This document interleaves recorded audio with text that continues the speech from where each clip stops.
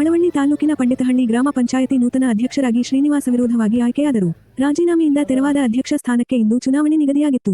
14 ಸದಸ್ಯರ ಪೈಕಿ ಕಾಂಗ್ರೆಸ್ ಬೆಂಬಲಿತ ಅಭ್ಯರ್ಥಿ ಶ್ರೀನಿವಾಸ್ ಮಾತ್ರ ನಾಮಪತ್ರ ಸಲ್ಲಿಸಿದ್ದು, ಚುನಾವಣಾಧಿಕಾರಿ ಗೋಪಿನಾಥ್ ರವರು ನೂತನ ಅಧ್ಯಕ್ಷರಾಗಿ ಶ್ರೀನಿವಾಸ ವಿರೋಧವಾಗಿ ಆಯ್ಕೆ ಮಾಡಲಾಗಿದೆ ಎಂದು ಘೋಷಣೆ ಮಾಡಿದರು. ಈ ವೇಳೆ ನೂತನ ಅಧ್ಯಕ್ಷ ಶ್ರೀನಿವಾಸ್ ರವರಿಗೆ ಕಾಂಗ್ರೆಸ್ ಮುಖಂಡರು ಅಭಿನಂದಿಸಿದರು. ಈ ವೇಳೆ ನೂತನ ಅಧ್ಯಕ್ಷ ಶ್ರೀನಿವಾಸ್ ಮಾತನಾಡಿ, ಎಲ್ಲಾ 14 ಸದಸ್ಯರು ಒಗ್ಗೂಡಿ ಜೊತೆಗೆ ಕಾಂಗ್ರೆಸ್ ಮುಖಂಡರು ಸೇರಿ ನನ್ನನ್ನು ಅಧ್ಯಕ್ಷರಾಗಿ ಅವಿರೋಧವಾಗಿ ಆಯ್ಕೆ ಮಾಡಿರುವುದಕ್ಕೆ ಅಭಿನಂದಿಸುತ್ತೇನೆ. ಶಾಸಕ ನರೇಂದ್ರ ಸ್ವಾಮಿ ರವರ ಮಾರ್ಗದರ್ಶನದಲ್ಲಿ ಗ್ರಾಮ ಪಂಚಾಯಿತಿ ಅಭಿವೃದ್ಧಿ ಪಡಿಸುತ್ತೇನೆ ಎಂದರು.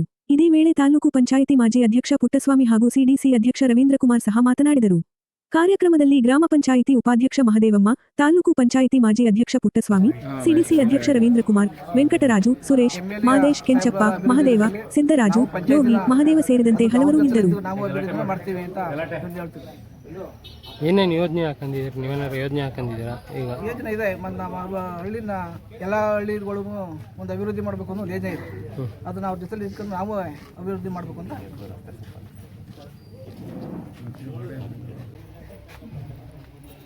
ಅಭಿವೃದ್ಧಿಯಾಗಿ ಆಯ್ಕೆಯನ್ನು ಶ್ರೀನಿವಾಸನವ್ರನ್ನ ಇವತ್ತು ಆಯ್ಕೆ ಮಾಡಿದ್ದೀವಿ. ಮುಂದೆ ನಮ್ಮ ಶಾಸಕರು ಪಂತಳ್ಳಿ ಪಂಚಾಯತಿಗೆ ಹೆಚ್ಚು ಒತ್ತು ಕೊಡಬೇಕು ಅನ್ನೋ ಉದ್ದೇಶದಿಂದ 14 ಜನ ಸದಸ್ಯರು ಒಗ್ಗಟ್ಟಾಗಿ ಅವಿರೋಧವಾಗಿ ಆಯ್ಕೆ ಮಾಡಿಕೊಟ್ಟಿದ್ದಾರೆ.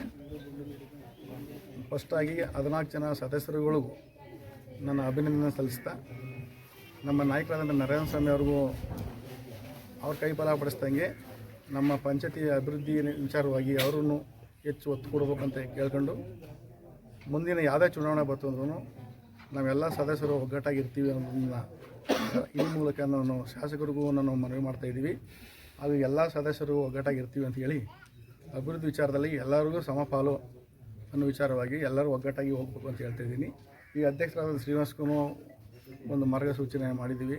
14 ಜನನೂ ಯಾರೂ ತಾರತಮ್ಯ ಮಾಡ್ದೇ ಒಗ್ಗಟ್ಟಾಗಿ ಅಭಿವೃದ್ಧಿ ಕಡೆ ಗಮನ ಪಡಿಸಿ ಯಾರಿಗೂ ತಾರತಮ್ಯ ಮಾಡಬಾರ್ದು ಅನ್ನೋ ಉದ್ದೇಶಕ್ಕೆ ಅವ್ರಿಗೂ ಸಹ ಹೇಳಿದ್ದೀನಿ.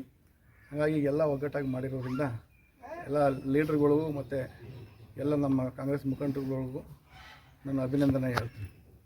ಪಂಚಾಯತಿಯ ತೆರವಾದ ಅಧ್ಯಕ್ಷ ಸ್ಥಾನ ಚುನಾವಣೆಗೆ ಈ ದಿನ ಚುನಾವಣೆ ನಡೆಯಿತು.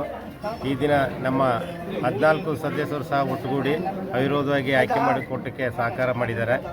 ನಮ್ಮ ಶಾಸಕರಾದ PM ನರೇಂದ್ರ ಸ್ವಾಮಿ ಅವರ ನೇತೃತ್ವದಲ್ಲಿ ಅವರ ಸಹಕಾರದಲ್ಲಿ ಪ್ರತಿ ಚುನಾವಣೆಯಂತೆ ಈ ಚುನಾವಣೆಯಲ್ಲೂ ಸಹ ವಿರೋಧವಾಗಿ ಆಯ್ಕೆಯಾಗಿರೋದು ಸಂತೋಷದ ವಿಷಯ.